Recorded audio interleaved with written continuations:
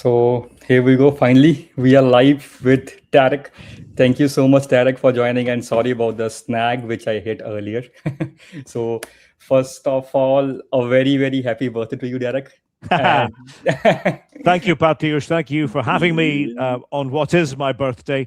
When you get to my age, you tend not to think about birthdays in quite the same way. Just another day, but yeah, delighted to be with you and looking forward to talking about Bayern.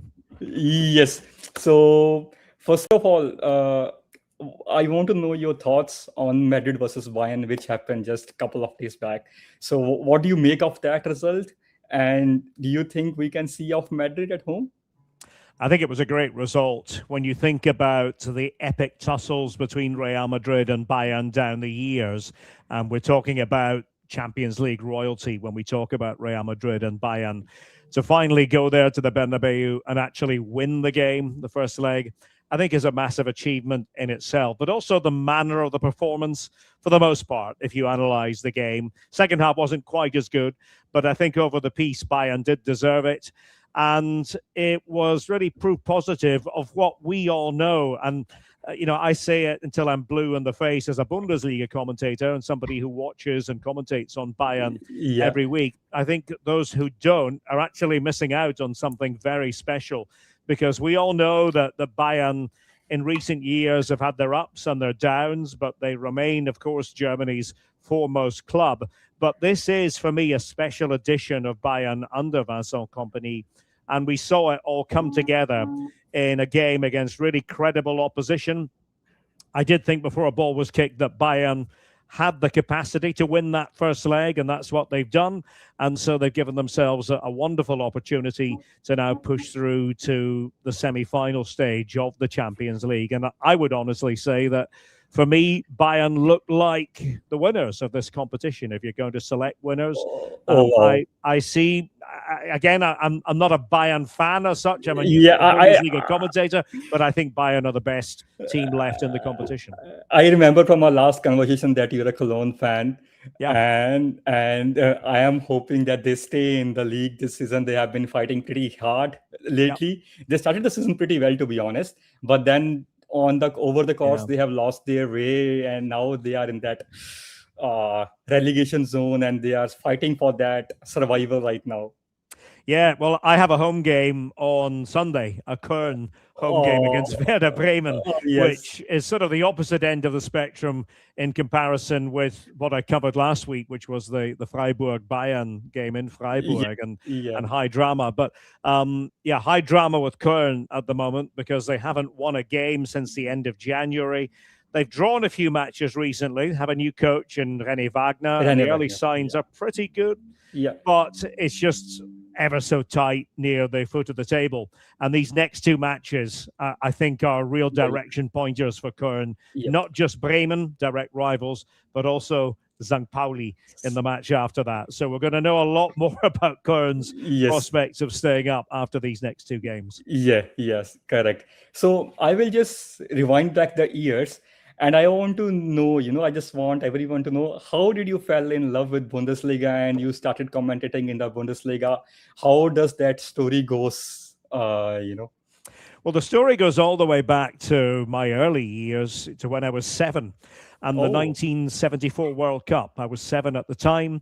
And as some people might know, I would suspect most people weren't around back then, but that was in West Germany at a time when we also had East Germany and the two countries playing in the same competition and actually against each other. And East Germany prevailed in the head-to-head meeting of those two, even though West Germany went on to win the World Cup. And of course, powered by Bayern legends such as Gerd Müller, Franz Beckenbauer, Sepp Maier, Uli Hoeneß, Paul Breitner, the list goes on.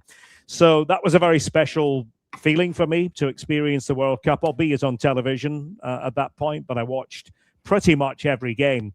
And it was to spawn, if you like, an interest in wider German culture and language. Now, around that time at school in Scotland, we would pick up a foreign language, and it was either French or German.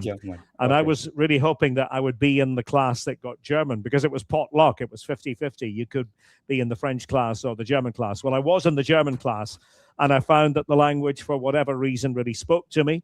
And I was a big radio listener at that time, and being from Aberdeen in Scotland, northeast coast of Scotland, we used to be able to at night pick up German radio from across the North Sea. Oh, So I would. That was a real treat for a fledgling German student at the time, and of course, I discovered quite quickly that not only could you pick up German radio, but you could also pick up German radio coverage of the Bundesliga. So if there was, a special treat would be having an evening round of matches in the Bundesliga, because the reception was especially clear at night. And so I would pick up the Bundesliga commentaries on radio and kept studying the language. It was my best subject at school by a long way.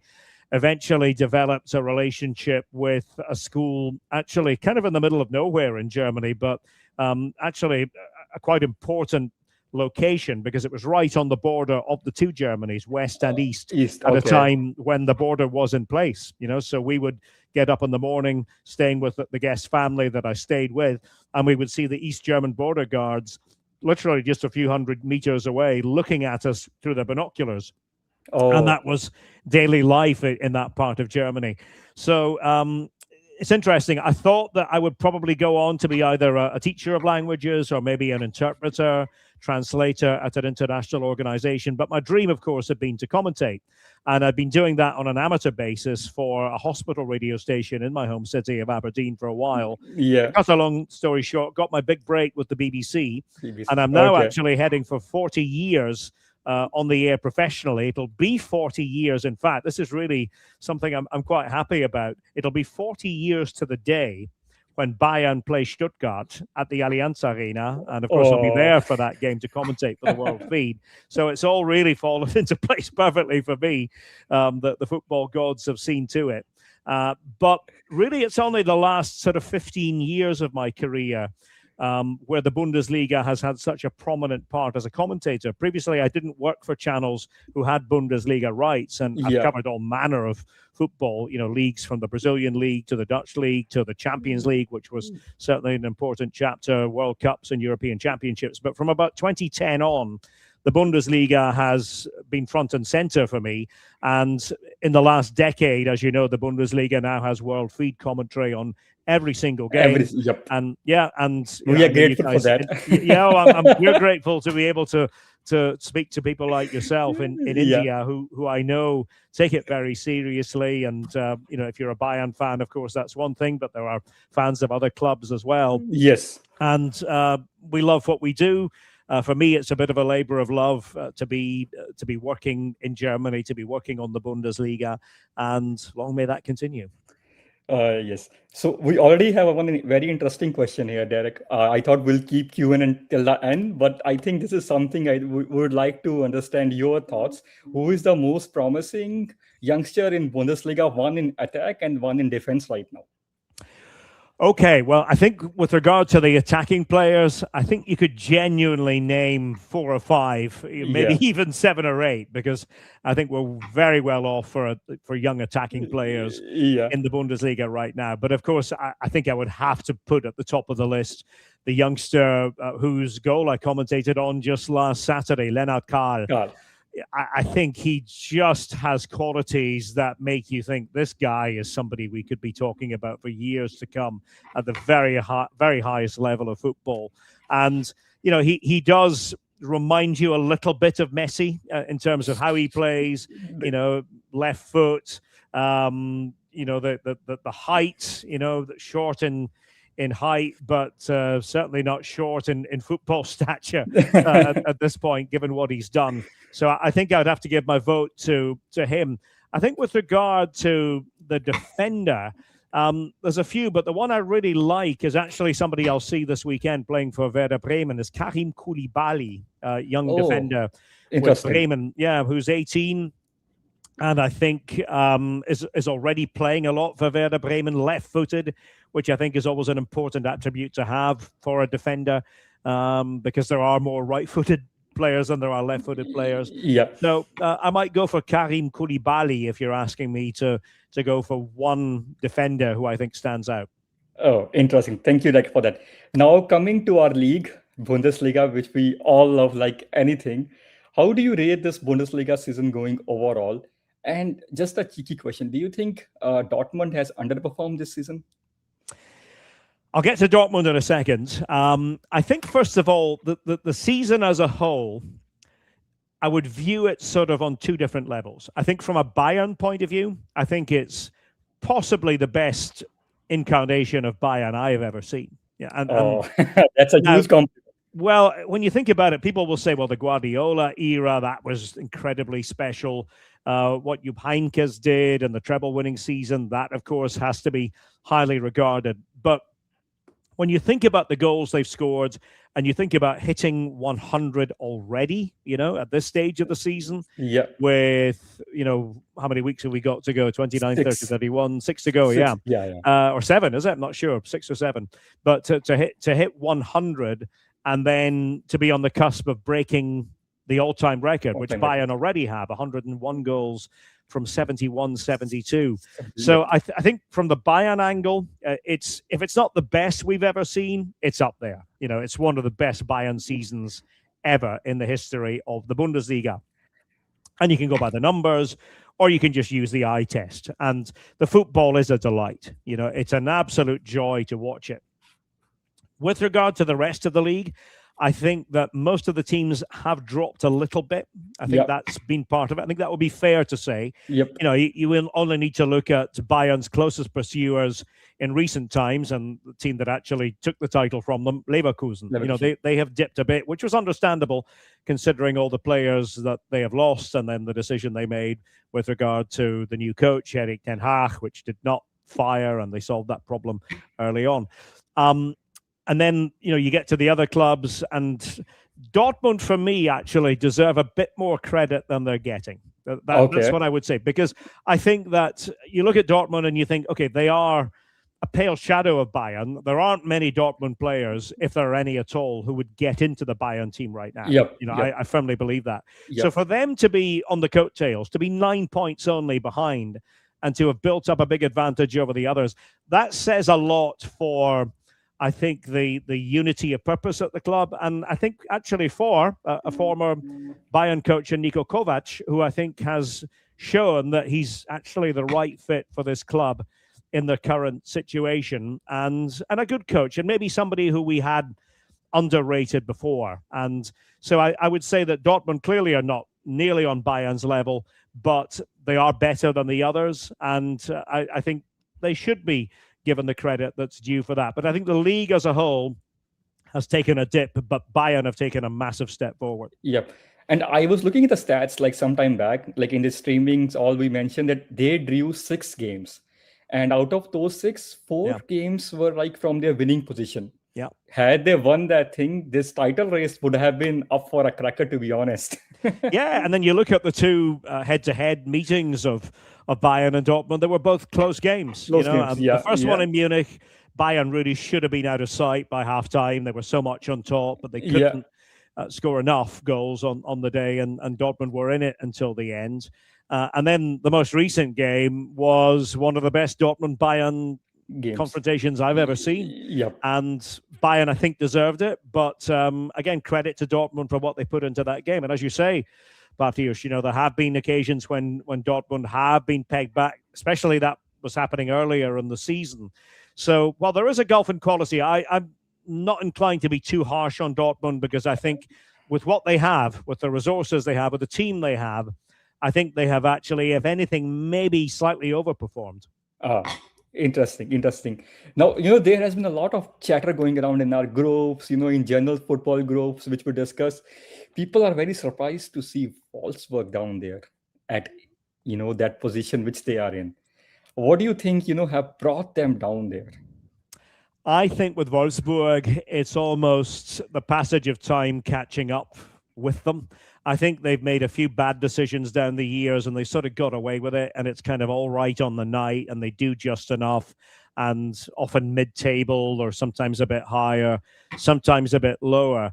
But I think they are paying the price for fairly serious mismanagement in terms of how the club has been governed in recent years.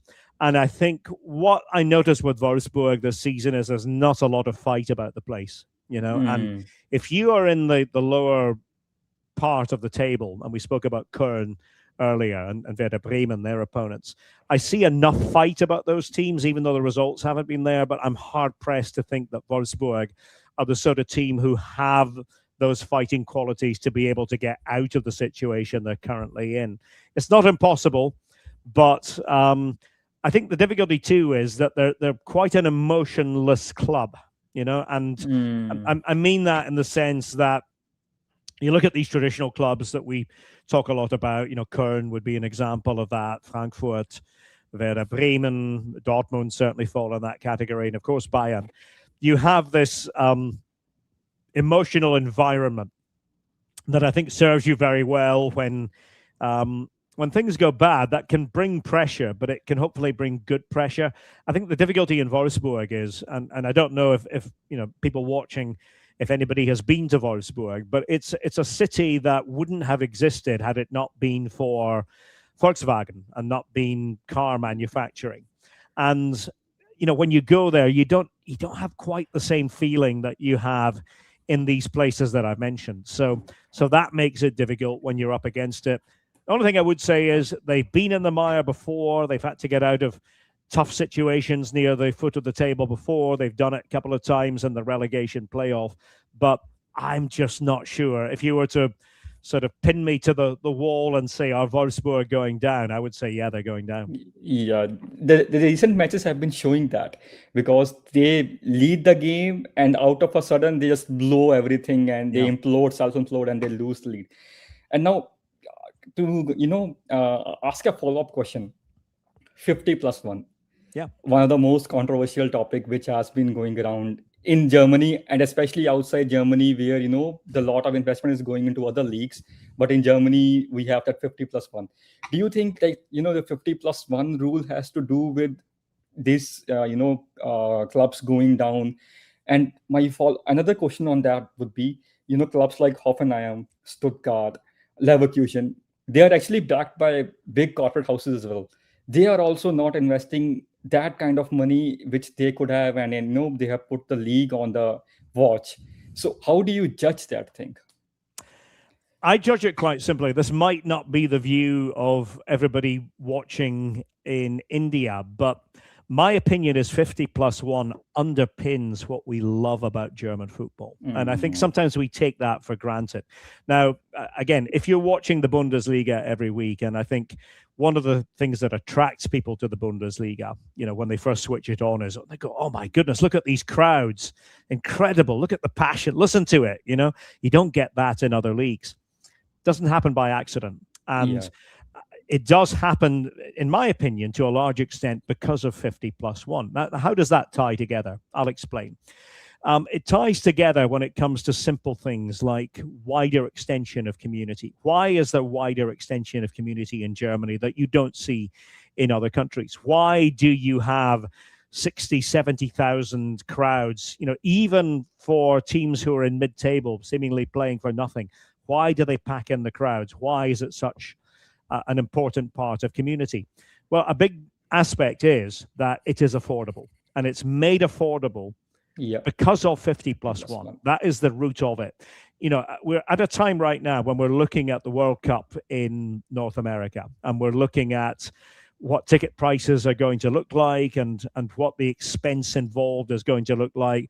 And already in England, they've gone down the road a long time ago of not necessarily worrying about affordability, but looking out for, as Roy Keane famously said years ago, the prawn sandwich brigade, the people who are luxury football fans rather than the week-to-week football fans who are the lifeblood of it.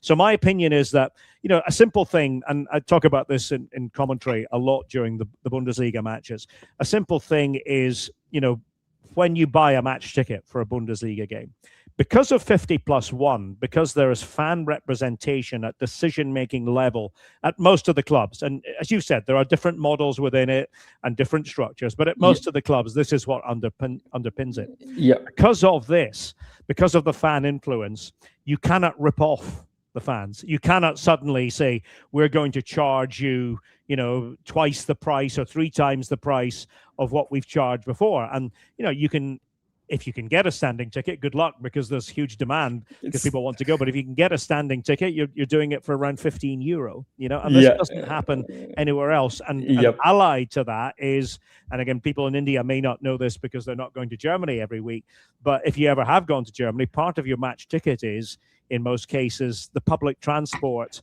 to the stadium and from the stadium, so that you might have a hotel on the outskirts of, say you go to, say, Köln for a game, and you have your hotel there, and you have your match ticket, and part of the match ticket deal is that you get the tram or the bus or the local train to the stadium, and it takes you back again afterwards. Now, this again doesn't happen in other countries, so it's the unseen part of 50+1 that I think is really important. And if all of a sudden you were to take it away and say, Germany is going to be just like England, it's going to be like all these other leagues, I think you would lose the essence and the spirit of what German football is and why it's special. So, as I said, it doesn't just happen by accident.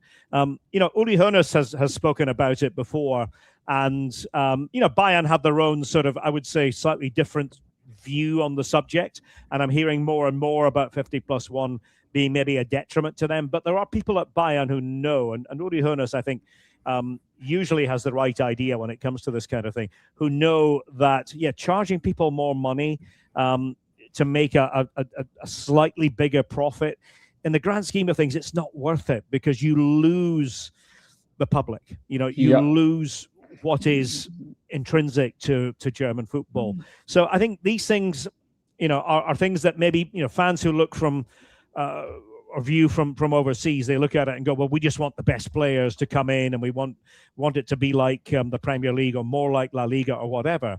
But again, don't underestimate what makes German football special, and that is the atmosphere in the stadium.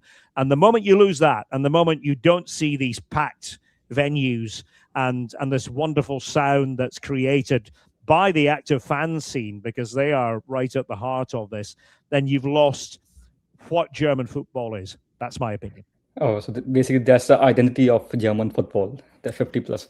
Yeah, exactly. And I realize that if you're not, if you're outside Germany, maybe you have a different view. Maybe you're looking at it more from, you want, greater finances for your club. And but I don't honestly think that it really works simply to say that either, because let's face it, we actually have clubs who are exempt from certain aspects of 50+1.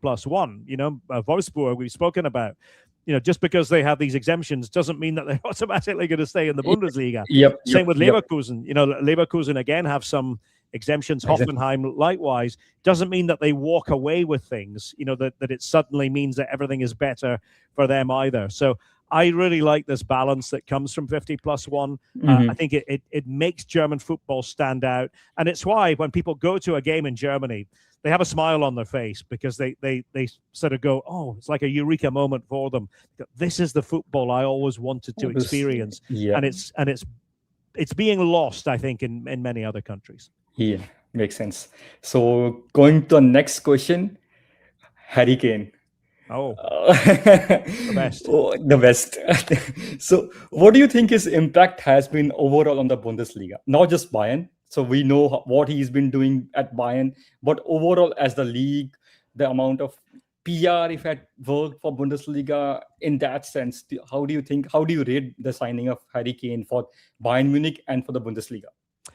I think one of the greatest Bayern signings of all time. At the time, I had my doubts, not about Harry Kane, because we know he's an exceptional footballer, but about the transfer fee and the age of Harry Kane. And I thought, is this going to make sense for Bayern in the long term? But my goodness, I mean, I think Harry Kane has, if anything, he has actually made me rethink how good I thought he was. And I always did think he was good, but I've seen more strings to his bow with Bayern. I see a man who is enjoying his football like never before, and probably wishes he had made this move 2 or 3 years earlier.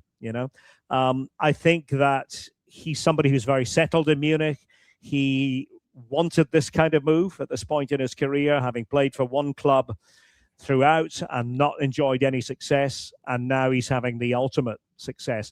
I think with Kane, I always knew he was a good goal scorer. Probably what I overlooked was his influence in terms of making other players better on the pitch. And we see it in every single game, and the number of times we reference the fact that he's dropped back to, be a bit like a midfield playmaker, sometimes right between the two defenders, and threading these exquisite passes through to forward running players, but also in the dressing room, and that is not to be overlooked. Harry Kane very quickly became a leader in the dressing room. That's quite a difficult thing to accomplish for a player who's not German, who's not played in Germany before, who didn't speak German. He's learning German. I think he would tell you himself. His German football knowledge is probably better than his German language knowledge. That's not. He doesn't give interviews in German, but he does work away at it. And he's just a really, and it sounds like a bit of a cliche, but he's a good guy. This is a good guy who brought his family with him to Munich, and they are loving it as well. And I'll be very surprised if they don't continue with the relationship beyond the current contract. We shall see. But I think it's a joy to watch him in every game. And it's funny because somebody whose business is, making it look simple, and Kane does make it look simple, but he still manages to make simplicity appear dramatic. And that's quite a skill when you think about it. Yeah. So I have a very interesting question, Karma, because will be a follow-up question from what Swastik asked earlier. Yeah. So Parmeshwar, he's asking about Fisnik Aslani. Yeah. So what do you think on his development? So he was in Elfsberg, who are right now fighting for that playoff position for the Bundesliga promotion. So what are your thoughts on him? I rate Aslani very highly. I think he is a good example of somebody who, a little bit like Kane, is a good finisher, but has more to his game as well, has sort of little playmaking elements, which can be a nice surprise. And it was right for him to go back to Hoffenheim, his parent club, having been with Elversberg and made a big impact at Elversberg. Just, as you mentioned, narrowly missed out on promotion in the playoff against Heidenheim last season. Yes. And Aslani, also playing international football, just missed out on the World Cup with Kosovo. So I think he's somebody who has a bright future. Whether that's at Hoffenheim, we shall see. I think there'll be interest in him. I think he's somebody who clubs in other leagues will look to buy. But I think he's a big reason for me why Hoffenheim have had the surprisingly good season that they've enjoyed. Signs that maybe they're dropping off a bit, and it would not surprise me if they do drop off down, further down the table, and don't end up in the top four. They were third for a good chunk of the season. Yeah. So Aslani, good to see, a player who has improved, keeps on improving, and good all-around attacker. Okay. So now I have my question. What would be your favorite German Bundesliga moment of the season? No, overall. So whatever you have watched, commentated till now. If you have to pick one. Okay, as a commentator, well, there's probably two. If you'd let me do two. Sure. But I think that they're probably equal in my mind. I'll save the second one for just down the line. But the first one would be the Dortmund-Schalke derby, 2017. I was in Dortmund for the game. And this is, of course, the mother of all derbies in German football. It's one thing we don't have in German football as much as, say, England. We don't have a lot of derbies, and it's really down to the fact that most of the clubs are representative of their cities. Now, in Munich, of course, you have 1860 as well as Bayern, but they haven't been in the same division for quite some time. But in most clubs, take Köln, take Dortmund, you're talking about one city clubs. Dortmund Schalke is a great occasion, the Revier Derby. And so I commentated on that game and was in the stadium in Dortmund thinking, I have no idea how this is going to go because it's often unpredictable. It's 4-0 to Dortmund at halftime. Yeah. And of course, you're thinking this is going to end up 6 or 7-0 the way this is going. But as you might remember, Schalke just chipped away for 1, and they got it to 4-2. But, there was still a bit of time left, but it was 4-2 until, I can't remember now, maybe 4 or 5 minutes to go. 85th minute, I remember that game. Yeah, that's right. Yeah, Caligiuri, I think it was. Yeah, and then 4-3. And then you're thinking, now we have a real edge of the seat story. And then, of course, famously, Naldo, Brazilian defender with a header right at the death. Yeah, 4 minutes into the stoppage time. And as a commentator, all that came into my mind was, I think I just shouted his name, Naldo, and then paused. And Stefan Freund, my co-commentator, then I think used a famous expletive after that he wasn't supposed to use, but that was all part of the fun of the occasion. And then I simply said, this is why they call it the mother of all derbies. And it will stay with me forever, that moment. Sorry, any Dortmund fans watching who, of course, don't want to remember that game at all and certainly don't remember it fondly. So there's that one. But if anything, it was probably topped by what was to happen a few years later, and Bayern fans will certainly remember this from 2023. So I had, if you like, the undercard that day. Now, how could Köln against Bayern be the undercard? But the big story was happening up the road in Dortmund. Dortmund, yes. And everybody thought, all my colleagues thought, Dortmund are finally going to win the title again. They just have to get past Mainz. So I was at the kind of the secondary game, if you like. Even though it didn't feel like that, it felt like a huge occasion, and it was a privilege to be there. But of course, the game itself ebbed and flowed. Kingsley Coman scored a very good early goal for Bayern to put them on their way. Meanwhile, Dortmund were floundering, and were chasing the game, from 2 down. Got it back to 2-1. But of course, then the little wrinkle in our game was that Köln won a penalty. Dejan Ljubicic scored it. And I remember saying in commentary at the time, I said, it feels like perhaps the most significant moment of the season so far.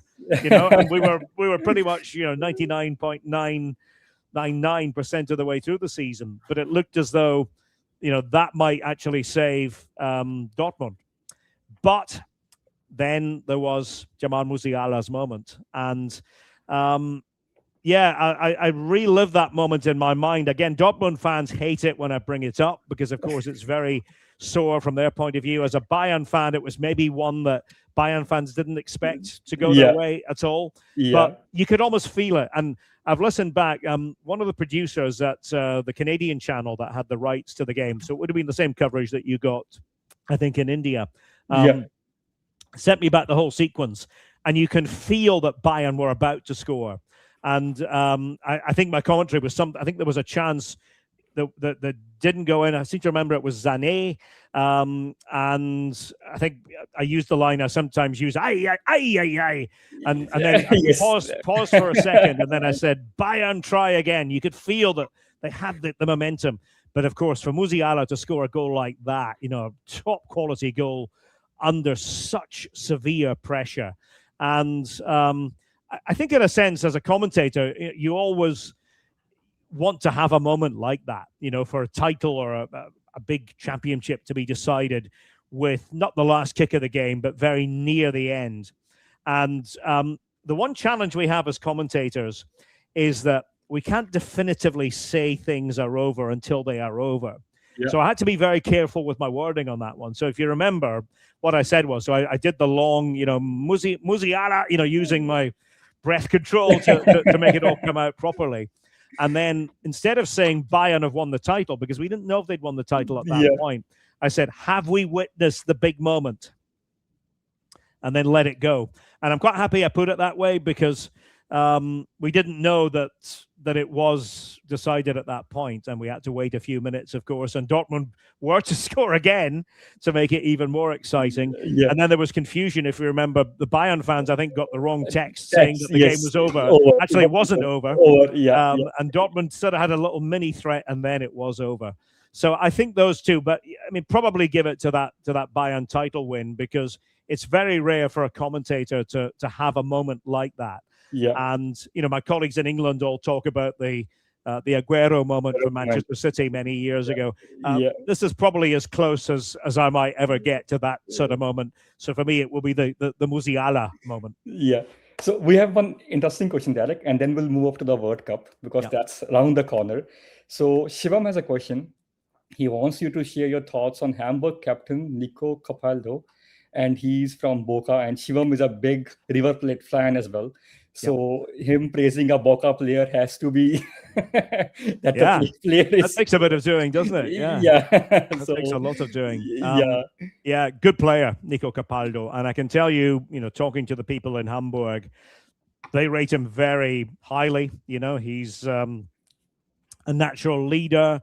He's versatile. I think that's the great thing about Capaldo. You can use him, as they often do, as a member of the back three, or you can use him, I don't know where he might want to be more, which is sort of in the center of midfield as a forceful presence there.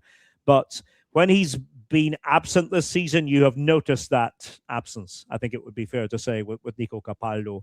So, I think he's a big reason why Hamburg are destined for me to stay in the Bundesliga. They still have a bit of work to do to make absolutely sure. But it's been nice to have them back, I have to say. I mean, 7 years without Hamburg in the top flight, far too long. Such a big club. And, we used to very much enjoy as we say, the Nord-Süd-Gipfel, the North-South summit between Hamburg and Bayern. Back, especially back when Hamburg were the strong team in the 1980s, the strong team that they were. But no, more power to Capaldo, and expect more good things from him to come. Yeah. So now moving to the World Cup. First of all, congratulations. Scotland will be at World Cup after 1990. Wearing it today, actually, as it turns out. Yeah. So how do you think, that Scott McTominay impact and the other players around him? How do you rate this World Cup qualifiers for Scotland? Well, I first of all would have to say, as a Scottish person, I'm thrilled that Scotland are back. We were a bit lucky in terms of how we actually did it against Denmark. It was a sort of a weird confluence of events with some of the best goals you will ever see scored in one half of football or one game of football. And obviously McTominay started it with that bicycle kick. Yeah, and not just any old bicycle kick either. And then the goals seem to all be of just a tremendous quality, even though Scotland didn't really deserve to beat Denmark over the piece, but they did.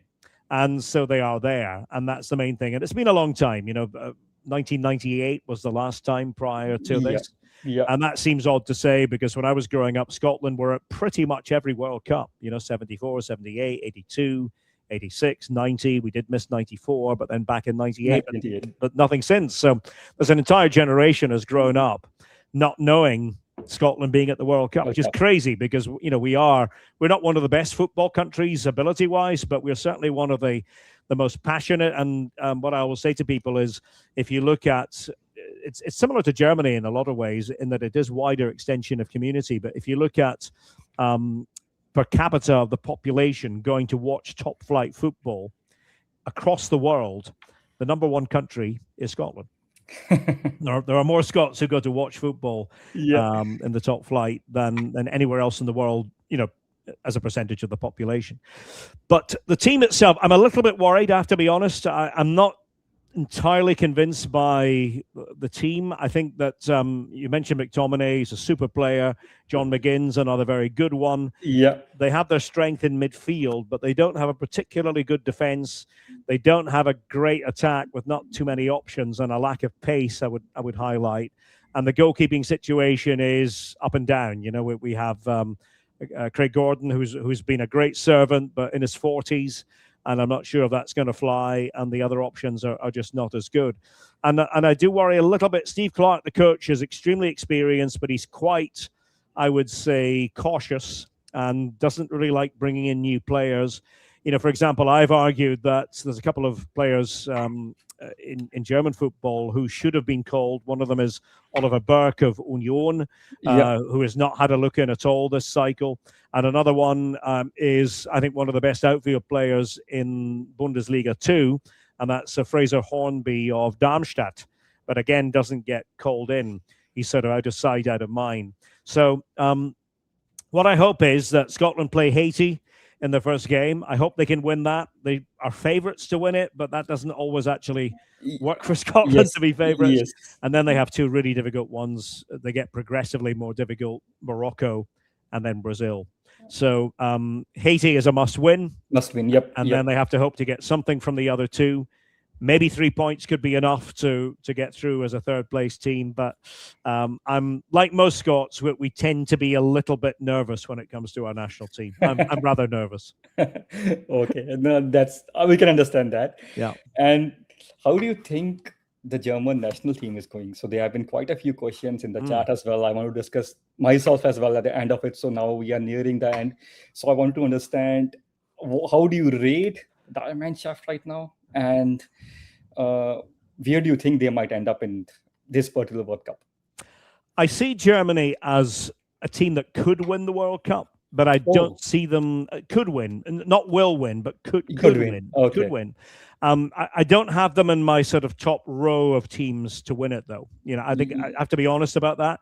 But I think they could go far. I think one of the difficulties is that if everything goes to plan, they might play France early on in the knockout stages. And that would be really difficult, I think. So I have Spain and France probably at the top of my tree there, and then Germany sort of in the next row.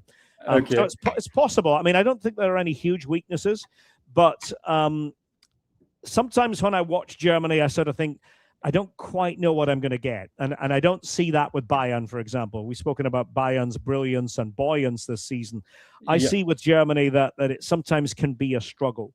I think they'll be okay in the group. I'd be surprised, even though I would certainly not underestimate Cote d'Ivoire, Ivory Coast, and Ecuador. I think they will provide stern tests. Curacao, I don't think will be a problem for Germany at all. Yeah.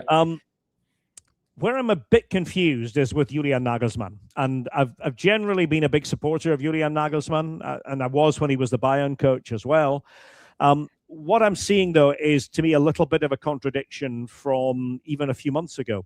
He spoke at length about the performance principle, as he called it. So, in other words, you play well for your club, then you're probably going to get called in. And that worked for Germany to a large extent. When you think about, people who got called in, people like Maximilian Mittelstädt, getting called in based on not a long run of form for Stuttgart, but playing well, and he saw enough to bring him in. Dennis Undav would be another one, and the controversy Undav obviously is the big talking point right now, yes, because he's playing lights out. He's had I think the people at ESPN, who I also work for, they're always asking me every month to come up with my top 3 players of the month in the Bundesliga, and I think just about every month, certainly since January, I've named Dennis Undav in the top 3 because he's been there. But for whatever reason, he is not impressing Julian Nagelsmann. I didn't quite like the way he answered the questions about Undav after the last game. I can see that maybe he is not the balancing force he's looking for in attack, but I'm a big believer you do need to have that wild card at the World Cup. And maybe that's just what he sees him as a wild card who maybe doesn't do the things against the ball that he's looking for that perhaps others like Nick Woltemade maybe do accomplish. So, I'm left in a little bit of doubt about Germany. But as I said, I could see them winning. But I think France and Spain and France, probably in that order, would be my top 2. Yeah, that was my next question. You already answered that. Yeah. So how you are? Who would be your favorites? So, I think Spain. We saw enough at the Euros, and Germany were devilishly unlucky in that head-to-head in Stuttgart. I still relive that game. I was there for it, commentating on it, and I still think Germany could easily have beaten them. But I think over the whole tournament, Spain were just a tick better, just a little bit better, and I think they have that real advantage of being able to play a possession game, but also a pressing game. And I think in the heat, and heat will be a factor in North America. I think in the heat, their way of playing probably will carry with it multiple advantages. So I would go with Spain, but there might well be a surprise. I mean, who saw Morocco coming at the last World Cup, and deservedly so. Their semi-final finish and breath of fresh air, and we'll no doubt have another team like that at this World Cup. Yeah. I just had one personal question before we jump to the next section, and someone asked in the chat as well. What is like, reading the commentary for the game, the video Yes. game, which we all love your voice in, and the live game? What is the major difference, and what are your thoughts on that? Well, they're two very different skills. I suppose, they have the same root in that it's my voice. But when I'm doing a live game, I'm reacting to something that is happening in front of me. When I'm broadcasting or recording elements for the video game, then I'm not seeing anything. I'm having to use my imagination. So I'm given a list of scenarios that I have to find words for. The same scene in a game that I can't actually see myself, and come up with words to make it different every time. So that is the challenging part. And when it comes to the video game, we're at it for several hours a day. We do it for about 20 days or so a year. Not all at once, it's spaced out. In fact, I'll be in London next week doing some recording for it.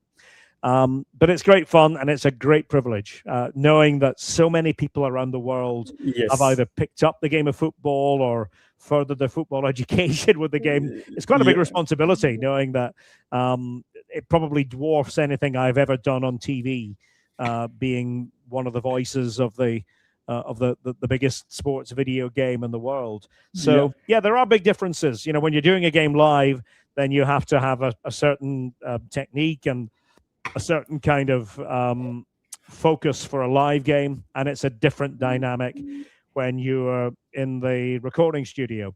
But both equally enjoyable, and people keep asking me back, so I'm hopefully doing something right. No, we absolutely love it, Derek, your voice, to be honest. I just, I play FIFA a lot, and we just picked that game for your voice. That is that good. Well, that's very, very kind. I think somebody there asked a question about, do I listen to myself? I don't listen to myself on the video game too often. I'm not a very good player of the video game. I'm a hopeless player. So what I tend to do is I tend to, if I am trying to critique, what we're doing on the video game, I'll find a good player who has made a recording, and I'll listen I'll listen back to my commentary on a good player actually playing the game. Yeah. So with respect to our time, I want to do one more section, but before we'll see that. But before that, I think it's about time we go to Q&A. There are quite a few questions in the chat. So one of the question that is, I would like you to pick any favorite stadiums or cities you love to work in. This is a great question, and I get asked it quite a lot. And the honest answer is it can change from week to week, or mood to mood. Like if you ask me tomorrow, I might give you a different answer. But I'm obviously very partial to Köln because it's special to me. Yeah. I'm also partial to working in, or even spectating in, because I do this quite a lot on days off, Frankfurt, which I think is a greatly underrated stadium by people who maybe don't know German football so well. I hear this from English colleagues all the time. If English teams get drawn to play Frankfurt, I'll say to them, okay, just let me know what you thought of it afterwards. And they come away saying, well, that was mind-blowing. That was unbelievable, Yeah. And hopefully that comes through on the TV as well. Because I do think Frankfurt is extra special when it comes to atmosphere. Sometimes I think actually surpassing Dortmund. And it's funny because Dortmund sort of have the reputation of being, this is the place for atmosphere. And it is. The yellow wall is something to see and something to live and experience. But I think that there are also other places in Germany that are just as atmospheric. I love going to Munich, and I'll tell you why I love going to Munich, because as a commentator, I don't think there is a better stadium for a commentator than Munich. The angle that we work from is just perfectly positioned, just the right height. It's almost as though the architect in planning it said, okay, the commentators need to be here. There's nowhere better.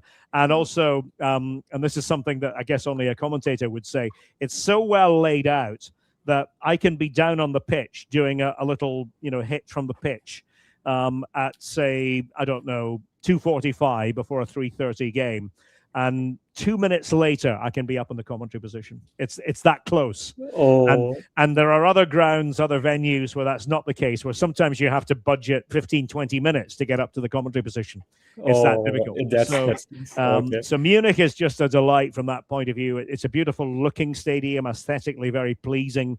And looking forward to being back there again in just a few days from now for the Stuttgart game. Oh, nice. So there's a cheeky comment that McTominay can in our Archie Gemmell. Yeah. So I should explain. Archie Gemmell is a cult hero from Scotland who scored one of the greatest goals at any World Cup, 1978. Go and have a look at it. Archie Gemmell for Scotland against the Netherlands. And that was a typically Scottish story because Scotland had made a mess of the first two games against Peru and Iran. They lost to Peru. They'd drawn with Iran, who were not rated highly. And then they had to go and beat the Netherlands by 3 clear goals. And it looked as though it might happen when Gemmell just went on this little mazy run. And it's worth having a look at it. It's just beautiful in its timing and in its execution. So McTominay, he could do a lot worse than channel his inner Archie Gemmell. We might need that from him at the World Cup. Yes. Okay. So there is one question which has come up, how do you rate the academy players from Bayern from last 10 years? Because not many have made up to the main team. Recently, we are just seeing like Musiala or Pavlovic or currently Leonard Karl, who will look like will be the main integral part of teams. But from last 10 years, we have lost many talents, and he has mentioned Yildiz as one of them, that talent which we lost. Yeah. So what are your thoughts on that? I think we've seen a sea change even in the last year. I think very clearly Bayern are relying ever more on the campus. And it used to be that I always felt about Bayern's campus, it was an important part of their economic machine, if you like, because they raise players, but most of them would have to go and play somewhere else. Most of them would, get very good education at Bayern, but then there would come a point where it just wasn't worth it for them or for Bayern to have them stay. And of course, you can make a small profit, which is part of the game nowadays as well. Yeah. But I think we are very much now at a different kind of stage with the campus. And I think Bayern have these talents all coming through. And I think they're getting a good look earlier on in their careers. Mm-hmm. And, Leonard Karl, of course, is the best example of somebody who's getting his chance at a young age. It's funny, not so long ago, the one criticism leveled against Vincent Kompany seemed to be that he wasn't giving the young players a chance. Last year, yes. And now all of a sudden he's completely changed that. And, you're seeing multiple young players on the bench. That's the one thing I have to check before every Bayern game, which new young player might be on the bench who I hadn't bargained for in the squad. And so quickly having to do some homework on these players. But I think it's an interesting development for Bayern, and I think it's going to be a big part of how they conduct themselves in the years ahead. Yeah. So this is one interesting question, which even I wanted to know your views on. So Pellegrini Matarazzo, from his time in Stuttgart and Hoffenheim, but he's doing pretty decently at Real Sociedad right now. Yeah, huge fan of Pellegrino Matarazzo. I think he has found the right club for himself in Spain. And again, delighted that he was given that opportunity, because I think he's somebody who maybe is a little bit underrated.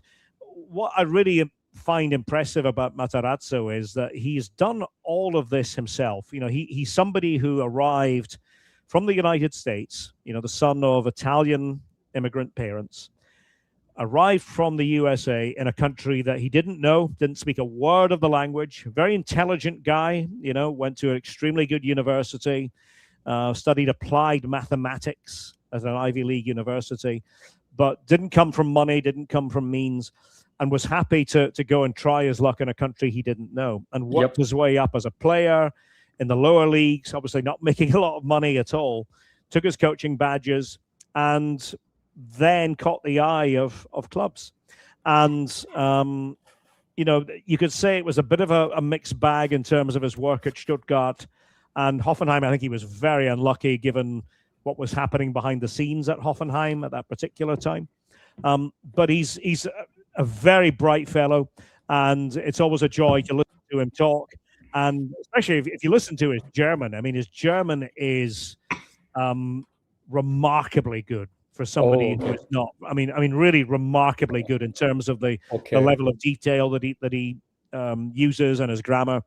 And you don't often come across that in football with somebody who is not from Germany. But he is just a very clever fellow, and I'm happy that his career is going so well now in Spain.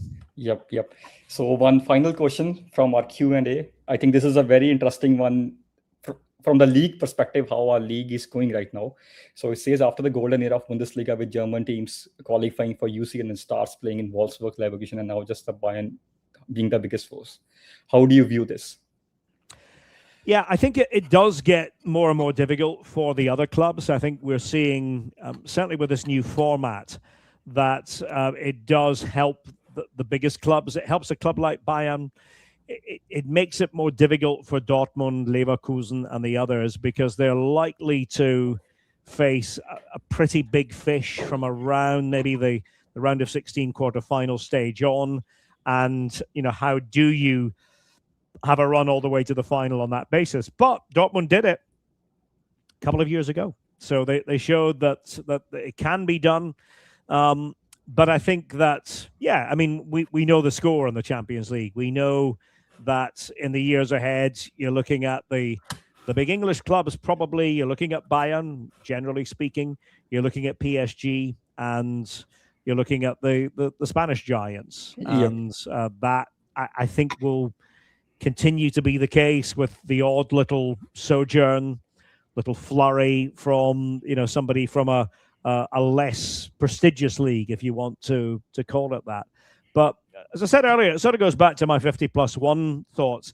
I think German football needs to keep on being German football. I think that you can always learn from other influences, but the moment you try to, say, become the Premier League, you're not going to become the Premier League. There's a very different dynamic and set of rules there, and how clubs are structured, and TV money and all the rest of it. So, make the football the best it can be for the people in the country, and that is Germany. And people will follow on from that, as they do, and I've just never been convinced that changing German football and changing its essence is somehow going to have magical effects. Yeah. So I think just two last questions just for the league. So if you have to give the team of the season till now for the Bundesliga, just picking 2 to 3 clubs max from each team, who that would be for you? So 2 to 3 clubs, you mean, from the 2 to 3 players from each club? Oh, players from each club. Yeah. Do you want to go every single club, or just the team of the season? Just the team of the season till now. Team of the season in the Bundesliga. Bundesliga. Yeah. Okay. All right. So team of the season in the Bundesliga, I would give. So if I were going for goalkeeper of the season, I might actually go for Oliver Baumann, who is Germany's number 1. He has been great. I would. Then, of course, we're looking at really how many Bayern players would you not pick? Because that's why I said 2 to 3 Bayern players per club, because 2 I to know 3 Bayern players. It would be like. Okay, so the Bayern players that I would absolutely have to have would be Olise. And would be Kane. And if I'm going to have one more, that's difficult. If we're going to have one more, then maybe I will have Joshua Kimmich. Okay. So I'll have that as my core. I probably, from Dortmund, who would I name? I would probably have Nico Schlotterbeck, because I think he offers what others don't with that left foot of his, in addition to his defensive qualities. I would have Dennis Undav in that team from Stuttgart. 18 goals says it all. Yeah, I would have to name Dennis Undav. Going down the list of other clubs, who would I have from? I'm not sure I'd have anybody from Frankfurt this particular season. From Leverkusen, again, that's a tricky one, because I'm not sure anybody has absolutely stood out. Grimaldo, maybe? Probably a shout for Grimaldo. Okay, we'll give Grimaldo the left back. Yeah, that's probably not a bad shout. I think Grimaldo and Alex Garcia both actually. Garcia have been pretty good. Is another one who you could probably make a case for. And then going further down the league, Who would I have from Freiburg? Freiburg's difficult because I always think that they're really a team of the whole with a W, meaning the whole thing rather than individuals. I think who I've missed out. I probably would have a shout. You know what? I'd have a shout. This is maybe the Kern bias coming through for Saida Mara Kern, because I think he is such an unbelievable talent, and I think his performances have been off the charts. So I'll have him in the team, and we're probably not far away from 11 with that. I would. Yeah, Vuskovic from Hamburg. Vuskovic would have to be there, yes. Vuskovic would have to be there. So he has been absolutely brilliant. He'd have to be there as one of the centre backs. Yeah. Yes, and I'm probably missing a right back. And who would I have at right back? It's difficult when you take the Bayern players out of it. Ryerson from Dortmund. Yeah, he is definitely improved. He's one I probably wouldn't have gone for last season, but would in this case. Yeah, so Ryerson. So that's good. Yeah. So you've helped me out. Thank you. So this is one question, which I think at end of it will take. So your favorite club? I know it's Cologne, but it would be great for people to know why do you relate so much to it? Yeah, so we'll go for Köln, and I'll tell you why I find Köln so romantic and irresistible. First of all, it's an emotional city. It's on the Rhine. It's not a beautiful city. It has a beautiful cathedral. The city itself is, nobody would say, oh, Köln is architecturally, up there with Munich, for example. It's not. And a lot of that is down to the rebuilding of the city after the Second World War and having to make do with materials that weren't top notch. So it looks like a bit of a sort of a patched up city in many respects, but it has a soul, and Köln, more than any other club to me in Germany, reflects the city. And, I'll be there on Saturday ahead of the Köln Bremen game. And just walking through the city, you feel the football club. And the football club at the same time, when you go to a game, basically the 90 minutes before the game is essentially a carnival music concert. Now, I don't know if people know what carnival is, but carnival is a very big time of year in Köln, just as Oktoberfest is in Munich. Köln is all about carnival, and you dress up. It's basically the time before Lent, before you make sacrifices, so you sort of go all out and go nuts. And Köln has this musical culture that is hard to describe, but it's very sing-songy and very kind of very distinctive in terms of its melodies, and its the river culture is encapsulated by it.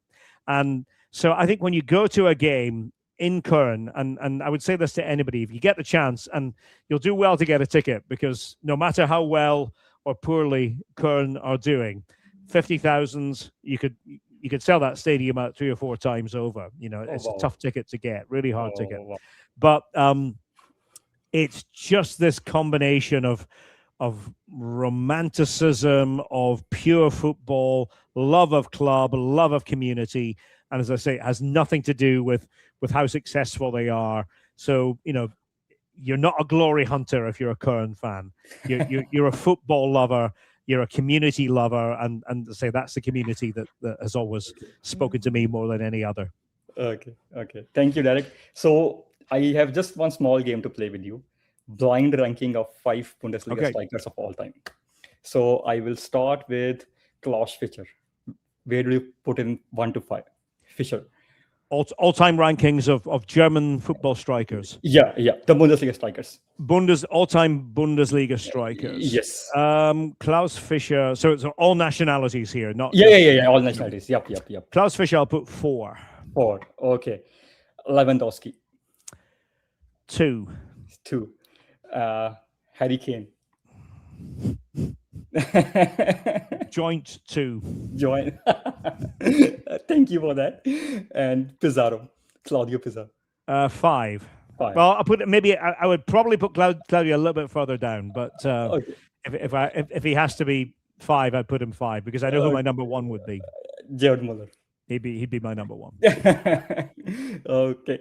Thank you so much, Derek. Thank you so much for joining. We'll probably have you again sometime soon as well. Of course. It is great having you always, and thank you for your great insights. Thanks for having me. Great to know that there are so many Bundesliga fans, Bayern fans, but Bundesliga fans generally throughout India and the wider world. And yeah, we'll keep on broadcasting, and we hope that you keep on enjoying it. Yes, sir. Thank you. Thank you so much, Derek, for your time. Thank you, Pratyush.